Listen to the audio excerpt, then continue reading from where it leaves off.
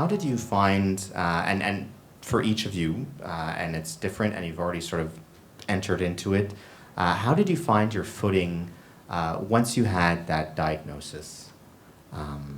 What sort of tools did you use? What did you experience? Please share with us how you found yourself after you were diagnosed. So I would love to say that getting a diagnosis solved all my problems. It answered a lot of questions, but I had to go through, for me at least, a mourning period where I wondered, if I had been diagnosed earlier as a child instead of struggling, what my life would have been like. And I'm a kid of the 80s. It wasn't en vogue to diagnose girls for sure in that time. It's like autism was only for boys, and it certainly wasn't going to be for a little black or mixed girl in LaSalle. So I was, like I said, diagnosed with everything else except for that, And so there's a period where I'm like, well, maybe I could have done better. Maybe I could have had better relationships with people if I had known. And so there's a period of also kind of breaking down your own internalized ableism, all the ideas of what I had thought autism was, and relearning that. And then understanding that I could now say no to things. I could make boundaries on things. I didn't have to force myself to,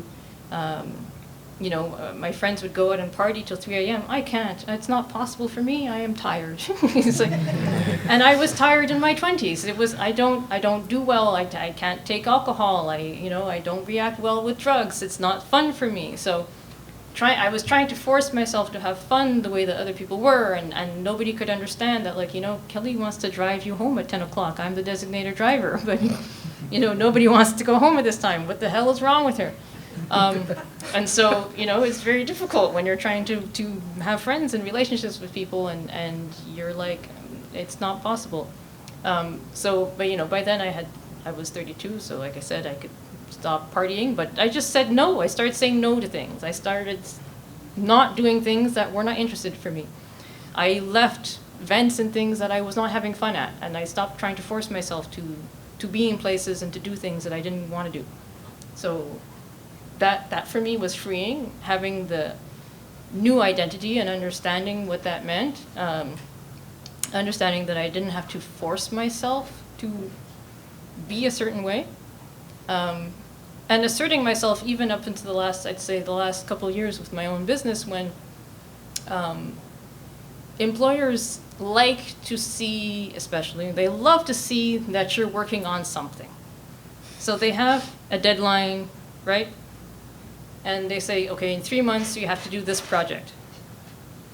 But in those 3 months, the time leading up, they want to see you actually making progress on things. And then you have to check in and have these weekly meetings. What did you do? The way that I work is nothing. If the deadline's in 3 months, I am not starting here. I'm not starting at month 1. No. If it's in the 3 months, maybe a week before. And it will be done. But the fact is that it will be done. And people kind of get surprised when I wrote my book in 2 evenings. That's literally, it took about 4 hours max. If you had asked me to write a book and say, well, Kelly, you have to write out the structure, and you have to have the table of contents first, and then you have to do this, and you have to do it in this order, and you have to do a little bit at a time, it would never happen, because I don't work that way. Follow up the steps. I work in very quick, short, efficient 2-hour spurts, maybe max, where I get it all done. It will all be there, and I guarantee you it will be perfect, and it will be on time. If you do not give me a deadline with my work, it's not going to get done. But if you give me a deadline, I'm going to do it when I'm going to do it. And you will hear nothing from me until that time. So it's very frustrating for employers to work that way. Oh, there's a whole bunch of stuff that we can definitely go into based off. I think there's the 80-20 rule, or the 20-80. Like you work 20% to get 80% of the benefits as well. But yeah. It's just in time. Like after 3 months, it will be done. And it will be done. If I have time, I don't know. I have another analogy. Please. I have an analogy that I think that can help, that I often use. there are plane people and there are train people. So I'm a plane person. If you tell me, Kelly, you need to be in Japan on Thursday at 12 o'clock, I'll say, fantastic. I will buy my ticket and then do nothing until a few days before. I will pack my bag. I will get on my plane and I will arrive Thursday at 12 o'clock. There are other people who are scared of flying, right? So they're going to take a train. So that means they have to leave earlier, they have to pack earlier, and they have to take their little voyage, and they're going to update their boss, and they're going to say, hey, I'm in the train over Siberia right now, and I'm in the train, and I'm coming down now, and I'm almost there, you know? The Orient Express. Yeah, they have to do all that, right? So employers love that because they see the progress. They can track you. Let's say you have a GPS on you. They can see you taking your little trip, and you're going to get there.